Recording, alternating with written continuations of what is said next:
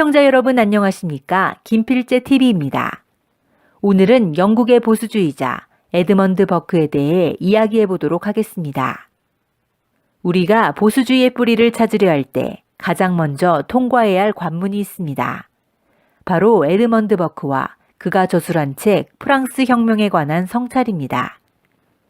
버크는 이 책에서 프랑스 혁명을 이제까지 세상에서 벌어진 일 가운데 가장 경악스러운 일이라고 비판했습니다.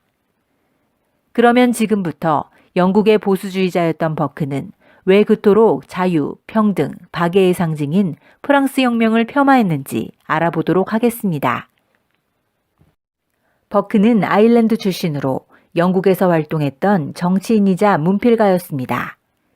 그는 30년 동안 의원직을 수행하면서 영국의 헌정 질서를 수호하는 보수적 노선을 걸었습니다. 버크는 보수주의의 아버지일 뿐만 아니라 고전적 자유주의의 아버지 가운데 한 인물이기도 합니다. 역사학자 액터는 버크를 영국의 3대 자유주의자로 손꼽았습니다.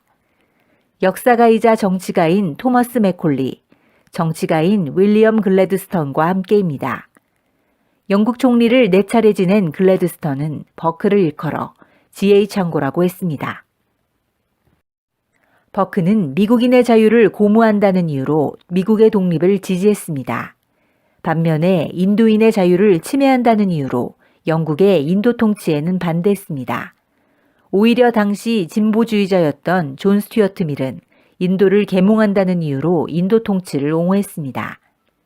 이와 함께 그는 시대를 앞서서 노예제도에 대해 반대했습니다. 버크는 또한 배운 사람, 돈이 많은 사람들이 그렇지 않은 사람들의 삶을 개선해야 할 책임이 있다는 입장을 견지했습니다. 신분에 관계없이 능력이나 도덕적 품성이 높은 사람이 사회의 서열 구조에서 높은 자리를 차지해야 한다는 실력주의도 버크를 비롯한 보수주의자들의 입에서 나온 것입니다. 따라서 서열을 중시하는 엘리트주의가 보수주의의 핵심 개념이라고 말해도 무방합니다. 이와 함께 선택받은 계층은 도덕적 의무를 다해야 한다는 노블레스 오블리주도 보수주의 개념이라는 것을 주지할 필요가 있습니다. 이처럼 버크가 세상을 바라보는 중요한 기준 가운데 하나는 자유였습니다. 그리고 그 기준을 어디에나 똑같이 적용했습니다. 그는 프랑스 혁명이 당시 프랑스인의 자유를 침해한다고 비판했습니다. 버크는 프랑스 혁명의 배경이 되는 이론과 철학, 특히 루소의 사상을 불신했습니다.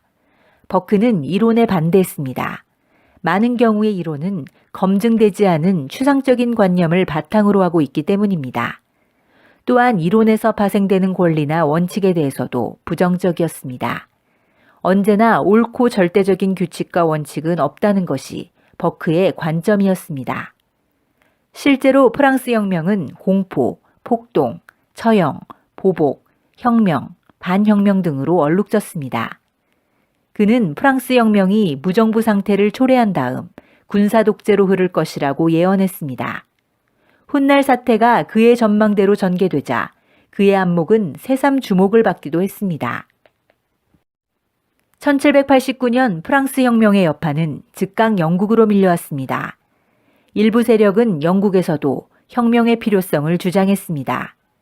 이때 마침 프랑스의 지인이 프랑스 혁명에 관한 의견을 물어오자 그에 대한 장문의 답신이 바로 그의 저서 프랑스 혁명에 관한 성찰이 된 것입니다. 버크는 복잡한 본능과 감정을 가진 인간의 이성은 불완전하다고 생각했습니다. 오히려 당연히 오랫동안 발전되어 온 사회적 역사적 제도들은 개인의 이성보다 우월하다고 여겼습니다. 따라서 가급적 기존 제도와 질서를 보수하되 부득이하게 바꾸더라도 신중을 기해야 한다는 것이 버크의 지론이었습니다. 그럼에도 프랑스 혁명은 인간의 이성을 절대화하고 이에 기반하여 기존 질서를 무차별 파괴했습니다. 점진적 개혁을 주장했던 버크의 눈으로 봤을 때 프랑스 혁명은 경악스러운 일이나 다름없었습니다. 프랑스 혁명의 성취는 지대했지만 그 이면의 참상은 끔찍한 것 투성이었습니다. 그러나 버크가 기존 제도나 질서를 무조건 지키자고 했던 것은 결코 아니었습니다. 그는 변화시킬 수단을 갖지 않은 국가는 보존을 위한 수단도 없는 법이다라고 역설했습니다. 그는 철저한 보수주의자였지만 점진적 개혁의 필요성을 적극적으로 인정했습니다. 이 같은 이유로 버크는 프랑스 혁명을 비판했음에도 불구하고 영국의 명예혁명이나 루터의 종교개혁은 지지했습니다.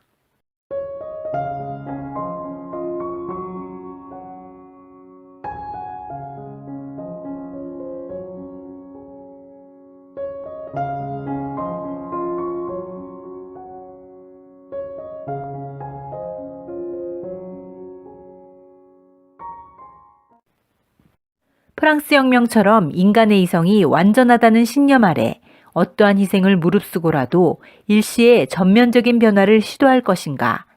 아니면 영국의 명예혁명처럼 다양한 본성을 지닌 인간의 불완전함을 인정하고 희생을 최소화하며 점진적인 변화를 시도할 것인가? 이와 관련된 선택은 그 사회의 특징에 따라 좌우됩니다. 하지만 그러한 특징은 그 사회가 지향하는 가치관에 기반해 있는 것입니다. 프랑스 혁명에 관한 성찰은 오늘날의 기준으로 보면 낮고 진부합니다. 그럼에도 불구하고 이 책은 여전히 보수주의의 단초를 제공하는 경전으로 평가됩니다. 버크로부터 비롯된 보수주의는 역사 속에서 차츰 그 모습을 뚜렷이 형성해 갔습니다. 하지만 보수주의는 논리적으로 체계화된 철학이 아닙니다. 오히려 다양한 개념이 모여 일정한 방향성을 갖도록 정돈된 사유 또는 행동의 지침입니다. 따라서 부득이 몇 가지 측면으로 나누어 살펴보면 다음과 같은 특징이 있습니다. 첫째, 인간의 이성은 불완전하고 기존의 제도나 질서는 여러 세대의 지혜가 녹아 있습니다. 따라서 보수주의는 과거와의 단절보다 연속과 계승을 원칙으로 합니다. 둘째, 인간은 사회적 역사적으로 서로 의존해 있는 존재인 바 일정한 위계 질서는 불가피합니다. 그 속에서 개인의 자질과 노력에 따른 성취는 존중되며 이로 인한 적절한 불평등은 사회적 활력을 자극합니다.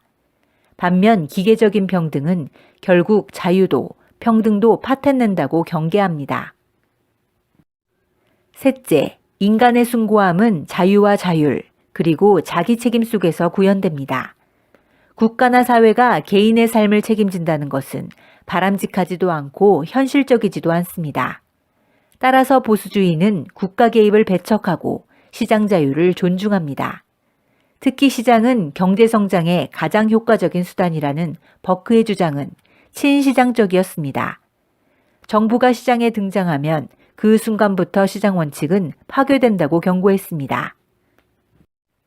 임금과 상품 가격은 시장 원리에 맡겨야 한다는 게 버크의 믿음이었습니다.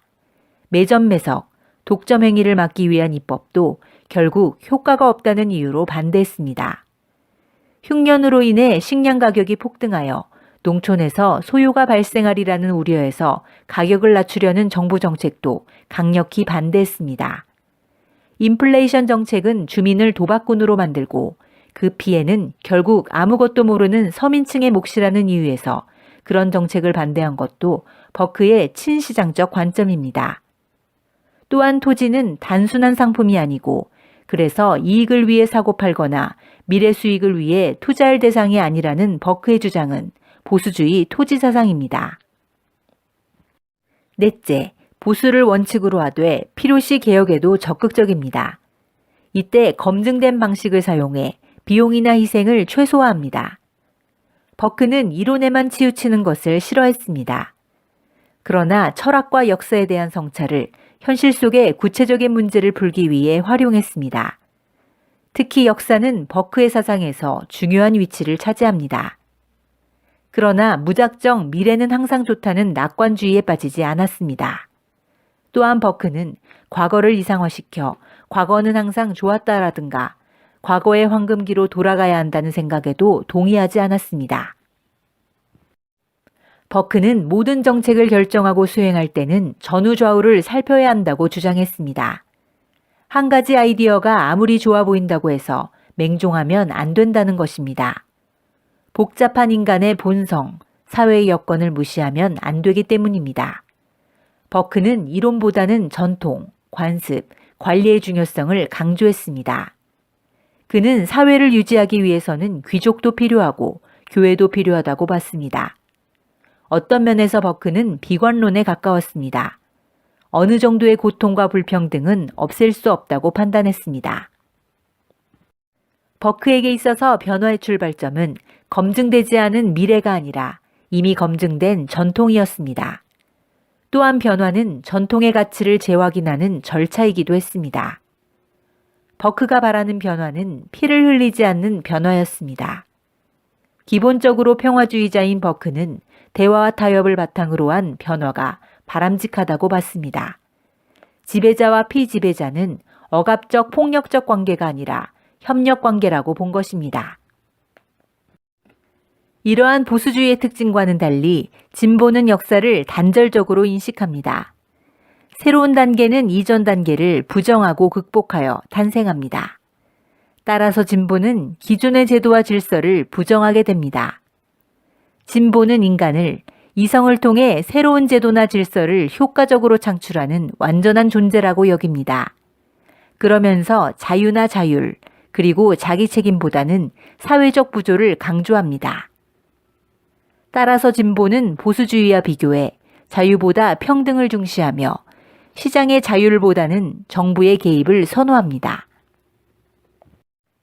또한 버크는 정부의 복지 분배를 반대했습니다. 스스로 빈곤을 극복하려는 노력을 위축시키고 복지를 위한 조세 부담은 모든 사람을 가난하게 만든다는 이유에서였습니다. 정부가 복지 기능을 담당하기 시작하면 영국은 프랑스의 급진적 개혁을 이끈 자코뱅주의의 복정에 빠진다고 우려했습니다. 복지 부분이야말로 귀족, 부자의 온정주의에 의존해야 한다는 게 그의 주장이었습니다. 버크는 보수주의 사상을 개발해 이성을 남용하는 개혁만능주의를 억제하고 개인의 자유와 재산을 수호하는 데 탁월한 기여를 했다는 것이 일반적인 평가입니다. 버크의 보수주의가 강력한 대응 논리로서 역할을 했던 때는 냉전시대였습니다. 보수주의자들은 사회주의와 공산주의를 자본주의라는 기존 체제에 대한 위협 세력으로 보고 이 체제를 수호하려고 했습니다.